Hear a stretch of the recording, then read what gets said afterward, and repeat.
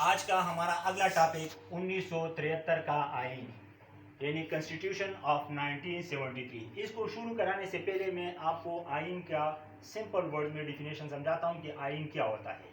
آئین قواعد اور ضوابط کا وہ مجموعہ جو کاروبار ریاست کو چلانے کے لیے بنایا جاتا ہے اس کو ہم آئین کہتے ہیں. آپ لوگ 9 کلاس میں 2 آئین پڑھ چکے ہیں, سن 56 کا آئین اور سن 62 کا آئین. آج ہم نے سن 73 کا آئین پڑھنا ہے جو ابھی تک ہے, سن 73 میں قائم ہوا اور ابھی تک اسی آئین کو ہم اس پہ اپنے کاروباری ریاست کو چلاتے ہیں. تو یہ آئین کب بنا, کیسے بنا, اس پر ہم بات کرتے ہیں. اپریل 1972 کو جو یحییٰ خان کا لگایا ہوا مارشل لا تھا وہ 20 اپریل 1972 کو ختم ہوا. مارشل لا کے ختم ہونے کے بعد ایک عبوری آئین نافذ کیا. عبوری آئین مین ٹیمپرری آئین جو فار دا ٹائم بینگ ہوتا ہے, کیونکہ اس سے پہلے کے دونوں آئین جو تھے وہ منسوخ ہو چکے تھے. سن 56 کا آئین جنرل ایوب خان کے مارشل لا سے منسوخ ہو چکا تھا اور سن 62 کا آئین جو ہے وہ جنرل یحییٰ خان کے لگائے ہوئے مارشل لا سے ختم ہو چکا تھا. اس لیے یہاں پہ عبوری آئین کی ضرورت پڑی. یہ عبوری آئین پر ملک چل رہا تھا کہ اس وقت جو منتخب قومی اسمبلی کے ممبران آئے ہوئے تھے جو مختلف پارلیمانی پارٹیوں سے تعلق رکھتے تھے, تو اس میں سے 25 رکنی ایک کمیٹی بنائی گئی تھی اور اس کمیٹی کو یہ کام سپرد کیا گیا کہ وہ ملک کے لیے ایک پرماننٹ آئین مرتب کر کے دے. اس 25 رکنی کمیٹی میں تمام پارلیمانی اور سیاسی پارٹیوں کے نمائندوں نے شرکت کی اور 14 اگست 1973 کو وہ ان کا بنایا ہوا آئین جو تھا وہ ملک میں نافذ ہوا. اس سن 73 کے آئین کے جو اہم دفعات ہے وہ یہاں پہ ایک ایک کر کے ہم پڑھیں گے. یہاں پہ ان دفعات کو پڑھنے سے پہلے میں آپ کو ایک بات بتاؤں کہ اس میں سے ہر ایک پوائنٹ یہ آپ کے لیے ایک شارٹ کوشچن کی حیثیت بھی رکھتا ہے, اس لیے اس کو کلیئر سمجھنے کی کوشش کریں. اور اگر یہ لانگ کوشچن میں آ جائے تب بھی آپ کو آتا ہو, اور اگر شارٹ کوشچن میں فرض کر 2 ایوان مکرر آ گیا, ترمیم کا طریقہ کار آ گیا, یا بلاواسطہ انتخابات آ گیا, یا آزاد آ گیا, تو یہ 5 نمبروں کا کوشچن آ سکتا ہے, اس لیے اس کو بھی ایوائڈ نہ کریں. وفاقی آئین, وفاقی آئین مطلب فیڈرل کنسٹیٹیوشن, تحریری آئین ریٹن کنسٹیٹیوشن, پارلیمانی مین پارلیمنٹری, 2 ایوانی مقررہ, بائی کیمرل لیجسلیٹو, بنیادی حقوق فنڈامنٹل رائٹس جو ہمارے انسانوں کے جو شہریوں کے فنڈامنٹل رائٹس ہوتے ہیں, ترمیم کا طریقہ کار, اگر اس آئین میں کوئی امینڈمنٹ لانا چاہے تو کیسے لائیں گے, آزاد عدلیہ, انڈیپینڈنٹ جوڈیشری, بلا واسطہ انتخابات, ڈائریکٹ الیکشن, قومی زبان مین جو ہمارے نیشنل لینگویج ہے. تو ایک ایک کر کے اس کے ایک ایک 2 لائن آپ ڈیفائن کرتے جائیں. یہاں پہ جو پہلا ہے وفاقی آئین, یہ لفظ وفاقی کو سمجھنے کے لیے آپ کو میں یہاں لے کر آتا ہوں. ہمارے پاس یہ وفاقی اور پارلیمانی یہ 2 لفظ اکثر طور پر ہم استعمال کرتے ہیں, دونوں میں یہاں پہ سمجھاتا ہوں. یہ وفاق کا جو ورڈ ہے یہ طرزی ریاست کے لیے استعمال ہوتا ہے, اور جو پارلیمانی ہے یہ طرزی حکومت کے لیے استعمال ہوتے ہیں. طرز ریاست بھی 2 ہوتے ہیں اور طرز حکومت بھی 2 قسم کی ہوتی ہے. طرز ریاست جو ہے وہ ہمارا ایک وفاقی ہے جس کا الٹ ہے وحدانی, اور طرز حکومت جو ہے وہ ایک پارلیمانی ہے اور اس کا جو الٹ ہے وہ ہے صدارتی. اب ہمارے پاکستان میں یہ 2 قسم چلتے ہیں, وفاقی طرز ریاست اور پارلیمانی طرز حکومت, جبکہ بعض ممالک میں وحدانی طرز ریاست ہوتا ہے اور وہاں پہ صدارتی حکومت ہوتی ہے. تو ہمارے پاکستان میں جو وفاقی آئین, اس کو اس لیے ہم کہتے ہیں کہ وفاق کا مطلب ہے کہ ہمارا مرکزی حکومت ہوتے ہوئے چاروں صوبے, اسلام آباد اور جو ہمارے فاٹا ایریاز ہے وہ, اور جو ہمارے شمالی علاقہ جات ہے, ان تمام پر یہ آئین جو ہے یہ لاگو ہوگا. یعنی یہ آئین ان سب علاقوں کے لیے اور سب جگہوں کے لیے, تو اس لیے ہم اس کو وفاقی آئین کہتے ہیں, فیڈرل کنسٹیٹیوشن کہتے ہیں. اگلا ہے تحریری آئین, ریٹن کنسٹیٹیوشن.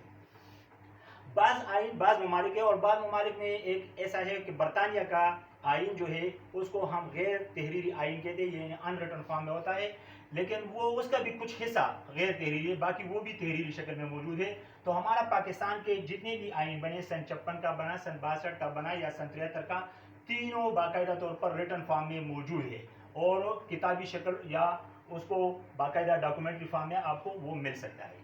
پارلیمانی جہاں پہ جس طرح میں نے سمجھایا کہ یہ طرزی حکومت ہوتی ہے, پارلیمنٹ کو تمام اختیارات حاصل ہوتے ہیں, اور پارلیمنٹ جو ہے وہ کون لاتا ہے, کیسے بنتا ہے, تو پارلیمنٹ کے ممبران جو ہوتے ہیں وہ ان کو لوگ چنتے ہیں, عوام چنتے ہیں. باقاعدہ ڈائریکٹ الیکشن کے ذریعے چنتے ہیں، اور چنے ہوئے جو ممبران ہیں جو جس میں مختلف سیاسی پارٹیاں حصہ لیتے ہیں، تو ان قومی اسمبلی کے ممبران میں جن کے سب سے زیادہ نشستیں جو پارٹی جیت لیتی ہے، تو اس زیادہ نشستیں جیتنے والی پارٹی کے جو ممبران ہیں وہ حکومت سنبھال لیتے ہیں، اور انہی پارلیمانی ممبروں میں باقاعدہ طور پر ایک وزیر اعظم منتخب ہوتا ہے۔ دو ایوانی مقننہ، سب سے پہلے یہ ورڈ مقننہ میں سمجھاتا ہوں، یہ بہت بچوں کو سمجھ نہیں آتا ہوگا۔ مقننہ کسے کہتے ہیں؟ مقننہ یہ قانون ساز ادارے ہوتے ہیں جو ملک کے لیے قانون سازی کرتے ہیں، جس کو ہم انگلش میں لیجسلیٹو باڈیز کہتے ہیں۔ تو ہمارے سن 56 کے آئین میں اور سن 62 کے آئین میں یہ یک ایوانی مقننہ ہوتا تھا، یعنی صرف قومی اسمبلی جو ہوتی تھی وہ قانون ساز ادارہ ہوتا تھا، جبکہ سن 73 کے آئین میں دو ایوانی مقننہ ہے، یعنی ٹو، یا جس کو ہم بائی کیمرل لیجسلیٹو کہتے ہیں، اپر ہاؤس اور لوور ہاؤس۔ اپر ہاؤس جو ہے ہمارا وہ سینٹ ہے، اور لوور ہاؤس جو ہے وہ نیشنل اسمبلی ہے۔ جو ایوان بالا ہے اس کو ہم سینٹ کہتے ہیں، اور جو ایوان زیریں ہے اس کو ہم قومی اسمبلی کہتے ہیں۔ اب یہاں پہ دونوں کو میں سمجھاتا ہوں کہ ایوان بالا یعنی سینٹ کے ممبران جو ہے وہ یکساں طور پر چاروں صوبوں میں ڈیوائیڈ ہو چکے ہیں، جبکہ ایوان زیریں کے جو ممبران ہیں وہ آبادی کے تناسب سے مختلف صوبوں میں مختلف ہوتے ہیں، یعنی سب سے زیادہ جو ہے پنجاب کے ہوتے ہیں، اس کے بعد سندھ، اس کے بعد کے پی، اور سب سے کم جو قومی اسمبلی کے ممبران آتے ہیں وہ بلوچستان سے آتے ہیں۔ تو دو ایوانی مقننہ سے مراد کہ بائی کیمرل لیجسلیٹو، یعنی ہمارے جب بھی قانون سازی ہوتی ہے تو قانون کا کوئی بھی بل جو پیش کیا جاتا ہے تو وہ اگر قومی اسمبلی میں پیش کیا جاتا ہے تو قومی اسمبلی کی بھی 2/3 میجارٹی اس کو پاس کرنے کے لیے ضروری ہے، اور پھر وہی بل جو ہے وہ آگے سینٹ میں جاتا ہے، سینٹ میں بھی 2/3 میجارٹی اس بل کی منظوری کے لیے ضروری ہے۔ آفٹر دیٹ اگر وہ بل منظور ہو جائے ان دونوں ہاؤسز سے تو وہ پھر صدر پاکستان کے پاس جا کر اس پہ وہ سائن کر لیتے اور یوں وہ قانون بن جاتا ہے۔ اگلا ہے بنیادی حقوق۔ بنیادی حقوق مین فنڈامنٹل رائٹس آف ہیومن یا fundamental rights of citizen of Pakistan, وہ ہمارے پاس کون سے ہیں؟ باقاعدہ طور پر ہر آئین میں انسان کی جو بنیادی حقوق ہے اس کی ان حقوق کی ضمانت دی گئی ہے ان کی تحفظ کے لیے کہ باقاعدہ وہ حقوق پامال نہیں کیے جائیں گے، ان کے حقوق کا خیال رکھا جائے گا۔ کوئی مقننہ کوئی ایسی قانون سازی نہیں کرے گا جو کہ انسان کی بنیادی حقوق کو پامال کرے یا انسان کی بنیادی حقوق کے خلاف ہو، ایسی قانون سازی ملک میں نہیں ہوگی آئین کے مطابق۔ اگلا ہے ترمیم کا طریقہ کار۔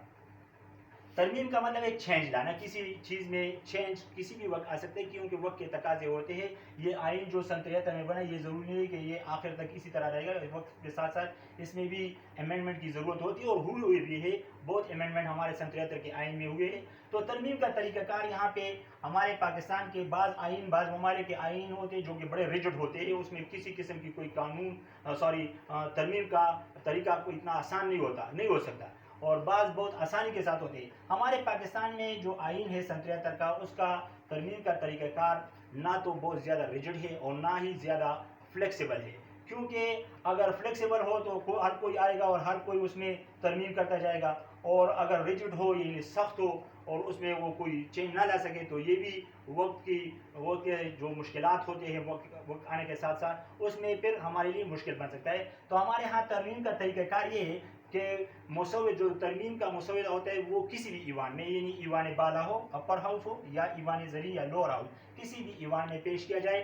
جس طرح قانون سازی کے لیے 2/3 میجارٹی ضروری ہوتی ہے، اسی طرح ترمیم لانے کے لیے بھی دونوں ہاؤس کی 2/3 میجارٹی کا ہونا ضروری ہے۔ 2/3 میجارٹی کا مطلب یہ ہے کہ اگر 300 ممبران ہیں تو 300 میں سے 200 کا جو فیور ہے وہ ان کو حاصل ہو تب وہ ترمیم ہو سکتا ہے۔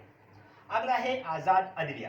ہمارے ہاں پاکستان میں عدالتیں جو ہے یہ مکمل طور پر آزاد ہے، کسی قسم کی کوئی پریشر اس پر نہیں ہوتی، کسی بھی نہ صدر پاکستان کی طرف سے، نہ وزیر اعظم کی طرف سے، نہ چیف آف آرمی اسٹاف کی طرف سے، بالکل عدالتیں جو ہے وہ ہر قسم کے پریشر سے آزاد ہے، اور باقاعدہ عدلیہ کی جو عدالتوں میں جو ججز کی تقرری ہوتی ہے یا برطرفی ہوتی ہے یا ان کا جو نظام ہے وہ باقاعدہ ایک طریقہ کار کے تحت چلتا ہے، اور اس میں کسی کا عمل دخل نہیں ہوتا۔ فیصلہ دینے میں بھی ان عدالتوں پر کوئی پریشر نہیں لا سکتا، نہ ہی یہ پریشرائز ہوتے ہیں، یہ مکمل طور پر انصاف پر مبنی فیصلے دیتے ہیں۔ بلا واسطہ انتخابات۔ ہمارے پاکستان میں ہر 5 سال بعد، کبھی کبھار تو یہ 5 سال پورے بھی نہیں ہوتے، بیفور اٹ الیکشن آ جاتا ہے، کیونکہ ہمارے پاکستان میں حالات کچھ اس طرح پیدا ہو جاتے ہیں. لیکن عام طور پر، عمومی طور پر بلا واسطہ انتخابات جو ہے یہ ہر 5 سال بعد منعقد ہوتے ہیں. یہ اسمبلی کا جو ٹینیور ہوتا ہے وہ 5 سال ہوتا ہے.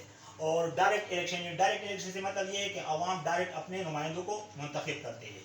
یہ قومی اسمبلی کے ممبران بھی اس طرح منتخب ہوتے ہیں، اور صوبائی اسمبلیوں کے ممبران جو ہوتے ہیں وہ بھی بلا واسطہ انتخابات کے ذریعے 5 سال کے لیے منتخب ہوتے ہیں. اور جو انڈائریکٹ الیکشن ہوتا ہے وہ انڈائریکٹ الیکشن صرف سینٹ وغیرہ میں ہوتے ہیں. اگلا ہے قومی زبان. قومی زبان اگر آپ کو یاد ہو اور آپ نے پڑھا ہو تو اسے سن 56 کے آئین میں قومی زبان 2 زبانوں کو قومی زبان کا درجہ دیا گیا تھا، بنگلہ دیش کے لیے بنگالی اور ہمارے مغربی پاکستان کے لیے اردو. لیکن یہاں پہ سن 73 کے آئین میں اردو کو قومی زبان کا درجہ دیا گیا. لیکن اردو کو قومی زبان کا درجہ دیتے ہوئے جو باقی علاقائی اور صوبائی زبانیں ہیں ان کی ترقی اور ترویج کی بھی باقاعدہ طور پر سن 73 کے آئین میں ضمانت دی گئی. یہ تو سن 73 کے آئین کے اہم دفعات تھے. اب جس طرح میں نے آپ کو پہلے بھی کہا کہ یہ سن 73 کے آئین کے اسلامی دفعات جو تھے یہ پہلے اس کا حصہ ہوتا تھا، لیکن اب اس کو نئے کتابوں میں باقاعدہ ایک علیحدہ ٹاپک بنایا گیا ہے. تو اس علیحدہ ٹاپک کو علیحدہ ہی سمجھ لیں، کیونکہ اس کا بھی علیحدہ کوشچن آ سکتا ہے، شارٹ کوشچن میں بھی آ سکتا ہے، لانگ کوشچن میں بھی آ سکتا ہے کہ سن 73 کے آئین کے اسلامی دفعات کیا ہے. یہ میں نے چھوٹے چھوٹے ہنٹ لکھے، ان ہنٹس کو یاد رکھتے ہوئے آپ پھر تفصیل میں لکھ سکتے ہیں. 1973 کے آئین کے جو اسلامی دفعات ہے اس میں صدر اور وزیر اعظم، اگر پاکستان کا کوئی صدر بنے گا یا وزیر اعظم بنے گا تو ان کا مسلمان ہونا لازمی ہے. کوئی غیر مسلم جو ہے وہ پاکستان کا صدر یا وزیر اعظم نہیں بن سکتا. 1973 کے آئین کے تحت سرکاری مذہب کا درجہ جو ہے وہ اسلام کو دیا گیا ہے. اسلام ہمارا سرکاری مذہب ہوگا اکارڈنگ ٹو 1973 کنسٹیٹیوشن. باقی مذاہب کے لوگ بھی ہمارے پاکستان میں رہتے ہیں، جیسے کہ عیسائی یہاں پہ ہے، سکھ ہے، ہندو لوگ ہے، یہاں پہ سکھ کمیونٹی بھی رہتی ہے، لیکن سرکاری مذہب جو ہے وہ ہمارا اسلام ہے.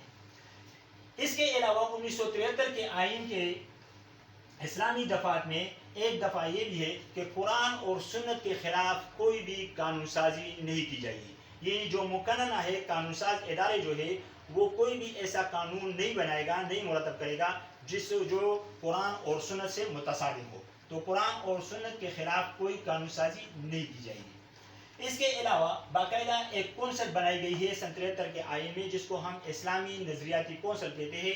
یہ کونسل اکثر طور پہ بڑے بڑے علماء اور فقہاء لوگوں پر مشتمل ہوتا ہے. اس میں وہ لوگ ممبران ہوتے ہیں جو کہ علم کی باریکیاں سمجھتے ہیں، اور باقاعدہ طور پر جو بھی قانون بنایا جاتا ہے تو اس قانون کا اسلامی حوالے سے دیکھنا کہ یہ درست ہے یا غلط ہے.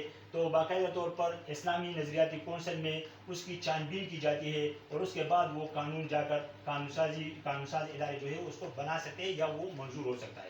تو اسلامی نظریاتی کونسل جو ہے یہ بنایا گیا 1973 کے آئین میں، اور اس کے 2 بڑے اہم کام ہیں.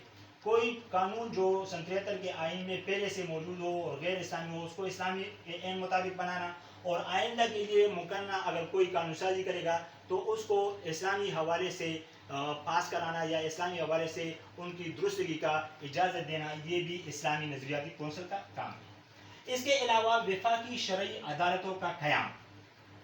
وفاقی شرعی عدالتوں کا قیام جو ہے یہ بھی سن 73 کے آئین میں باقاعدہ طور پر ایک امینڈمنٹ کر کے یہ عدالتیں بنائی گئی تھی، اور یہ جنرل ضیاء الحق کے دور میں بنی. ٹھیک ہے جی. وفاقی شرعی عدالتیں جو ہے یہ باقاعدہ طور پر شرعی حوالے سے یعنی دینی حوالے سے اور اسلامی حوالے سے فیصلے کرنا، یہ باقاعدہ طور پر وفاقی شرعی عدالتوں کا کام تھا. اور یہ اب ہمارے جو جنرل ضیاء الحق تھے انہوں نے جو اسلامی قوانین نافذ کیے تھے ان اسلامی قوانین کی رفتار کو تیز کرنے کے لیے یہ عدالتیں بھی بنائی گئی تھی. یہ آگے جنرل ضیاء الحق کا ٹاپک جب پڑھیں گے تو وفاقی شرعی عدالت میں پھر ڈیٹیل میں سمجھاؤں گا. قرارداد مقاصد جو 1949 میں ہمارا یہ ایک بہت اہم مسودہ تصور ہوتا تھا، یہ ہر آئین کے شروع میں باقاعدہ طور پر دیباچے کے طور پر موجود ہے، لیکن یہاں پر باقاعدہ اس کو آئین کا حصہ بنایا گیا تھا، یعنی سن 73 کے آئین کا حصہ بنایا گیا 1973 کے اسلامی دفعات کے حوالے سے. قادیانی کو غیر مسلم قرار دینا یہ بھی ذوالفقار علی بھٹو کے دور کا ایک اہم کارنامہ تھا. اس میں قادیانی یا مرزائی لوگ جو تھے ان کو غیر مسلم یعنی نان مسلم ڈکلیئر کر کے سب سے پہلے ایک مسلمان کی تعریف کی گئی کہ مسلمان کون ہوگا. تو 1973 کے آئین کے مطابق مسلمان کو یوں ڈیفائن کیا گیا ہے کہ ہر وہ شخص جو اللہ تعالیٰ کی وحدانیت اور نبی کریم صلی اللہ علیہ وسلم کی ختم نبوت کا اقرار کرتا ہو تو وہ مسلمان ہوگا. اب جو بھی اس نظریے سے یا اس عقیدے کے خلاف ہوگا تو وہ کوئی بھی ہو وہ غیر مسلم ہوگا. تو ایسی صورت میں قادیانیوں کو بھی باقاعدہ طور پر غیر مسلم ڈکلیئر کر دیا ہے.